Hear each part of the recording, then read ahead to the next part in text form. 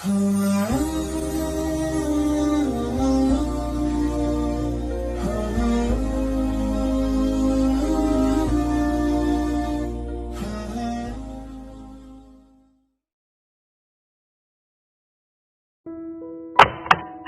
bisa membuat kita lupa diri jauh dari Allah. Solusinya, kata Imam Ghazali, banyak sedekah, jangan kemaruk, sisakan yang kita butuhkan saja. Ini masuk akal, karena kalau kita terlalu cinta harta, biasanya berat untuk zakat, infak, apalagi sedekah.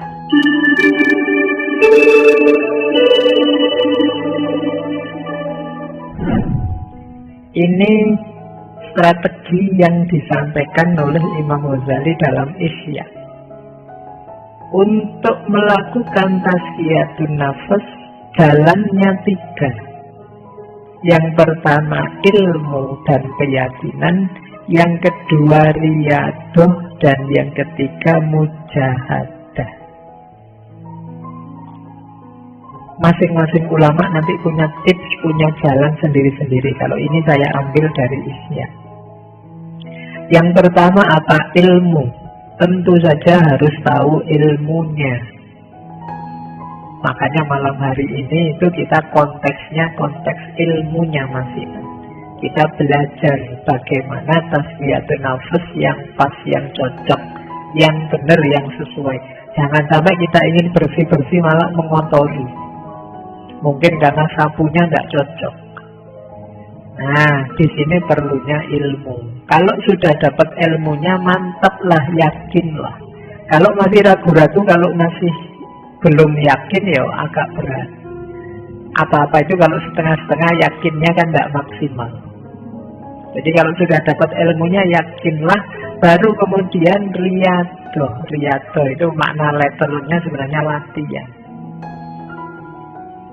Nah, Imam Ghazali mengutip gagasannya, ada banyak yang dikutip. Saya ambil 2, Yahya bin Mu'az Ar-Razi dan Sufi besar Sahal Al-Tustari. Kalau riyadhah versi Syekh Yahya bin Mu'az Ar-Razi, yang dilakukan apa? Menjaga makanan, menahan mata, mengendalikan mulut, dan pemaaf. Jadi menjaga makanan berarti ya puasa lebih simpel, atau makan jangan berlebihan. Kemudian tidur juga jangan berlebihan, menahan mata. Kemudian mengendalikan mulut dan pemaaf. Jadi kata Syekh Yahya bin Mu'az, ini strategi-strategi ini efektif untuk detox, membersihkan kotoran-kotoran kolbu. Kalau Syekh Sahal mirip saja, mengempiskan perut, menyedikitkan tidur malam, tidak banyak bicara, dan menjauh dari manusia. Kenapa harus menjauh dari manusia? Ya, karena godaan paling berat itu manusia. Godaan dari makanan saja mungkin tidak terlalu menggoda, tapi begitu ada manusianya yang bareng makanan, itu bisa sangat menggoda. Kamu puasa, ada es teh di depanmu sak gelas, itu biasa. Tapi begitu ada orang minum es teh di depanmu, itu kan rasanya beda. Jadi, ya agak jauh lah. Manusia itu memang makhluk penggoda yang luar biasa. Jadi kata para sufi, ya, agak menjauh sebentar. Ya mungkin semacam uzlah, atau yang agak berat namanya kholwah. Dalam rangka apa? Bersih-bersih dulu. Nanti kalau sudah bersih, terjun sudah tidak mudah terpengaruh lagi. Ini namanya riyadhah. Riyadhah itu latihan. Ya memang kalau latihan itu berat. Tapi kalau tidak dilatih, kita tidak sanggup. Maka ya memang harus siap ada pengorbanan-pengorbanan. Mengorbankan waktu, tenaga, mengorbankan biaya mungkin, dan lain sebagainya. Tapi harus mau latihan. Tidak senang-senang saja, tidak bisa. Pak, saya ingin tazkiyatun nafas tapi jalur santai gitu loh Pak, yang senang-senang yang itu.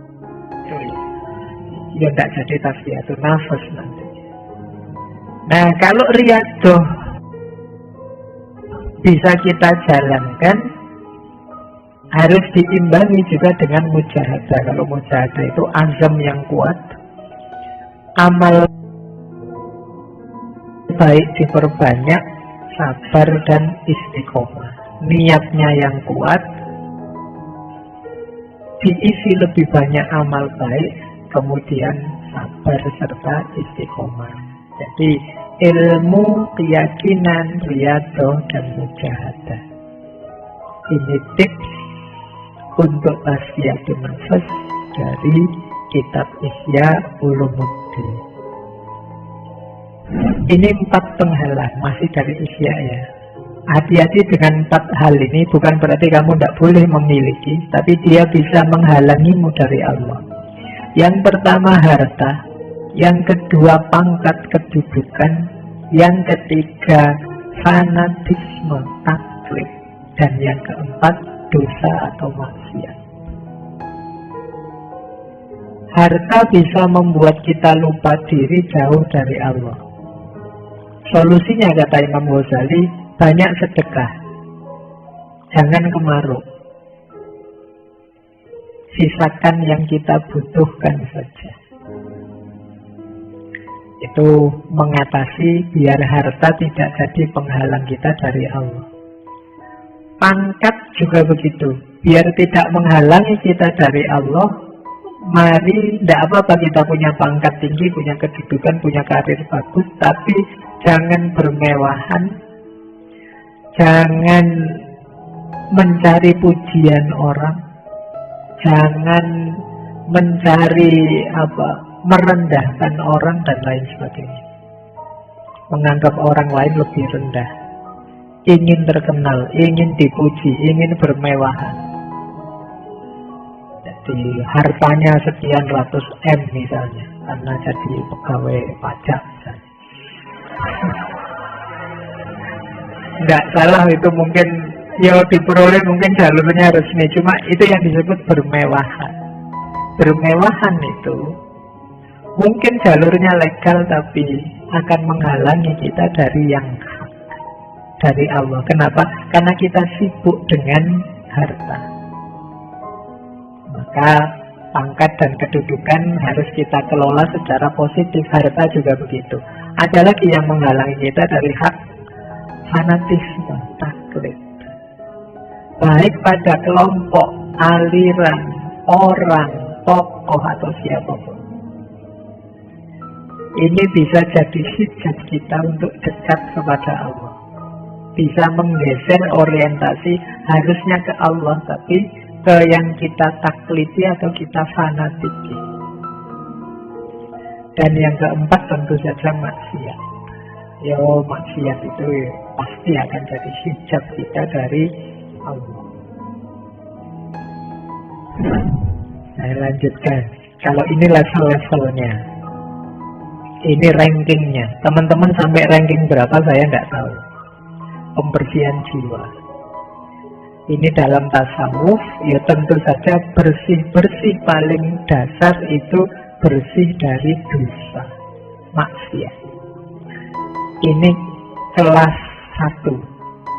Kelas 1 maksudnya kelas paling awal ya, bukan kelas 1 itu kelas VIP. Jadi kelas paling dasar.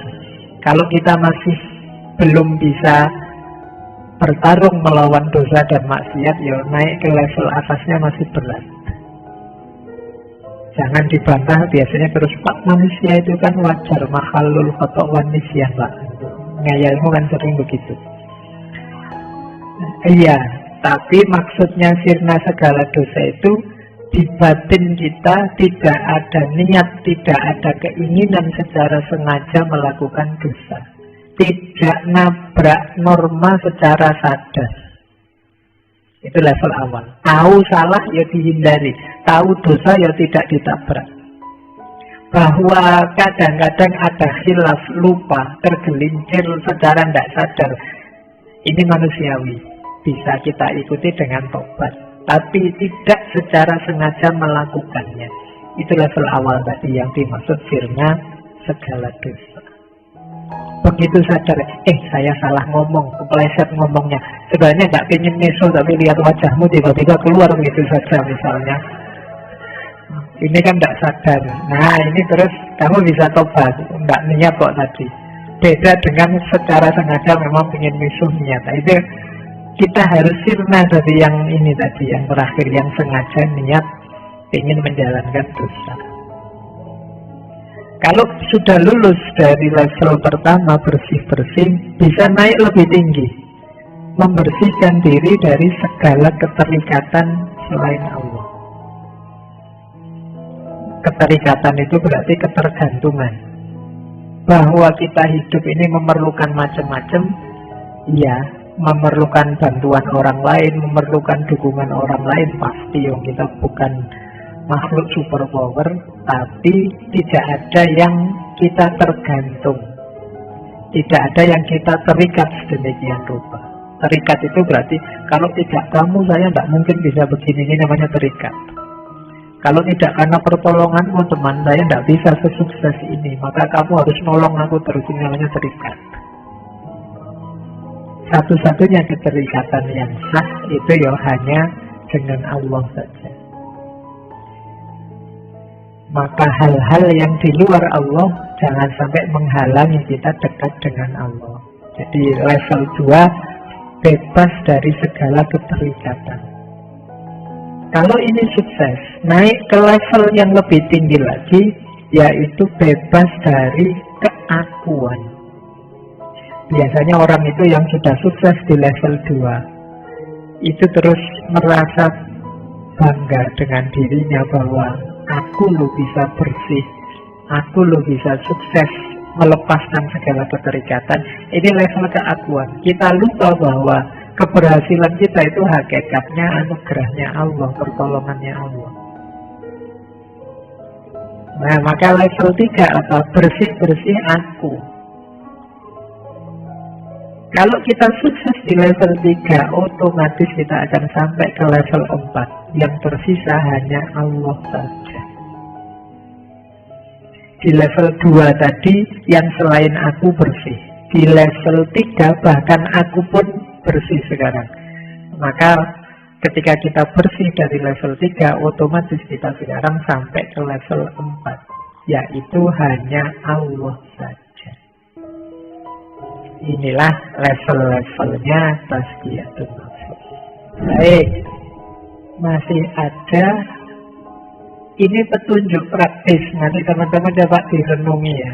Ini menarik. Imam Ghazali memberi petunjuk praktis dalam Ihya. Ini saya agak merangkum dari kitab Ihya. Kotorannya apa? Jalan bersih-bersihnya apa? Yang pertama kata Imam Ghazali, kotoran jiwa dalam aspek syahwatnya perut dan bawah perut. Jalan tazkiyatun nafsnya 2. Yang pertama puasa, yang kedua menikah. Nah, jadi ujian kalian selalu saja urusannya perut dan bawah perut, ya satu di antara 2. Kalau bisa menikah, menikahlah. Kalau tidak, puasalah. Syukur-syukur bisa dua-duanya, ya puasa ya menikah. Jadi jalan bersih-bersihnya itu. Kalau sudah menikah, itu kan syahwat kemaluan terkendali. Ada jalurnya untuk dilampiaskan secara halal. Syahwat perut bisa dikendalikan lewat puasa. Jadi maka bersih-bersih syahwat perut dan kemaluan bisa lewat puasa, bisa lewat menikah. Kalau kotoran yang muncul dari lisan, dari mulut, ada 4 jalannya. Yang pertama tafakkur, yang kedua zikrullah, yang ketiga muhasabah, muraqabah, mujahadah, maka berat. Yang keempat ingat mati. Padahal ini cuma mulut saja, berarti betapa bahayanya mulut itu. Jalan bersih-bersihnya banyak. Tafakkur itu kita sibukkan pikiran kita dengan Allah dan kekuasaan dan keindahannya. Itu tafakkur. Ketika kita sibuk dengan Allah, mulut kita ya tidak akan ngomong yang aneh-aneh lagi. Atau sudahlah, daripada ngomong yang aneh-aneh, mulut kita secara sengaja kita buat kecil saja, aman sudah. Atau muhasabah, muraqabah, mujahadah. Ini sederhananya adalah kita sadar Allah selalu mengawasi. Ini membuat kita terjaga. Mau maki-maki, diawasi Allah, malu saya. Mau ngomong jelek, malu saya. Ini muraqabah. Bisa untuk obatnya penyakit lisan. Dan yang keempat, ingat mati. Jadi kita sadar bahwa akhir hidup kita pasti maut, mati. Dan kita tidak tahu kapan hadirnya itu. Maka akan lebih mengontrol diri kita. Terus yang ketiga, kalau ada penyakit marah, dengki, iri hati, dalam tasfiyatun nafasnya, yang pertama dengan sabar dan syukur, memaafkan dan kasih sayang. Yang ketiga membaca Al-Quran. Sabar dan syukur berarti ini nanti bisa mengatasi dengki dan iri kita pada orang lain. Jadi kita itu kan marah pada orang sampai kemudian kita dengki dan iri padanya karena kita tidak sabar terhadap dia. Kalau kita bisa menghidupkan kesabaran dan kita bisa bersyukur dengan apa yang kita miliki, kita tidak akan iri. Apalagi kita bisa memaafkan dan berkasih sayang dengan orang lain, kita tidak akan marah, dengki, dan iri. Kalau masih sulit, ayo sibuk mengaji saja, baca Al-Quran. Biar pikiran kita tidak kotor isinya kemarahan, kedengkian, iri hati. Daripada posting aneh-aneh yang tidak jelas, ngaji saja. Daripada buka Twitter, buka Instagram yang bikin telinga panas, mata panas, jempol panas, ayo ngaji. Kata Imam Ghazali, baca Al-Quran saja. Yang keempat, cinta dunia. Cinta dunia bisa kita bersihkan dengan ingat mati, taubat, dan zuhud. Semakin kita ingat mati, semakin kita tidak cinta dunia. Semakin kita bertobat, semakin kita tidak cinta dunia. Semakin mental kita terbentuk zuhud, kita tidak akan cinta dunia. Nyambung dengan cinta dunia, cinta harta dan kikir. Tipsnya dua, zakat, infak, sedekah. Yang kedua zuhud. Ini masuk akal karena kalau kita terlalu cinta harta biasanya berat untuk zakat, infak, apalagi sedekah. Maka dengan membiasakan diri berinfak, bersedekah, dan berzakat, insya Allah cinta kita pada harta bisa terkikis. Apalagi kalau kita bisa membangun jiwa yang zuhud, yang tidak terjebak oleh cinta duniawi. Yang keenam, cinta kedudukan dan riak. Riak itu ingin pamer. Biasanya orang itu kalau sukses, kalau berhasil itu muncul keinginannya riak. Jangankan kesuksesan besar, kadang sukses kecil saja kamu ingin pamer. Kamu misalnya, wah fotoku kok bagus ya, ini angle-nya pas itu. Wah, terus kamu cepet-cepet ingin posting, ingin pamer. Padahal itu kebetulan, itu pun ya filter saja. Ingin pamer. Pokoknya apa-apa kamu ingin tampil, ingin pamer. Kamu eman-eman kalau ada momen hidupmu yang menurutmu bagus dan orang lain tidak tahu. Ini harus tahu semua ini. Kamu dapat nilai A, misalnya kamu foto itu di anumu, terus kamu besarkan, kamu alhamdulillah ternyata usaha tidak mengkhianati hasil. Nah, itu kamu hari ini itu kelakuanmu begitu. Kata Imam Ghazali, mental pamer ini bisa dididik dengan uzlah. Uzlah itu menjauh sebentar. Kenapa kamu ingin pamer? Ya karena kamu banyak teman terlibat terus dengan mereka, sehingga ada kecenderungan ingin lebih tinggi, sehingga terus kamu pamer ke mereka. Kalau kamu agak uzlah, menarik diri, kamu tidak ingin pamer. Mau pamer ke siapa? Kamu sedang menarik diri, tidak bercampur dengan mereka. Jadi melatih jiwa untuk tidak pamer itu antara lain uzlah. Sementara obatnya takabur dan ujub, takabur itu sombong, ujub itu merasa besar. Takabur itu merasa lebih tinggi dari yang lain, ujub itu merasa diri luar biasa, lupa bahwa semuanya anugerahnya Allah. Itu obatnya 3, tauhid, tafakkur, dan sholat. Pak, saya sudah rajin sholat loh Pak, tapi rasanya kok masih sombong Pak, sholatmu kurang beres. Karena sholat itu harusnya tanha anil fahsya wal munkar. Baik, ini nanti coba ya teman-teman praktekkan. Kalau ini lebih praktis dari Imam Ghazali.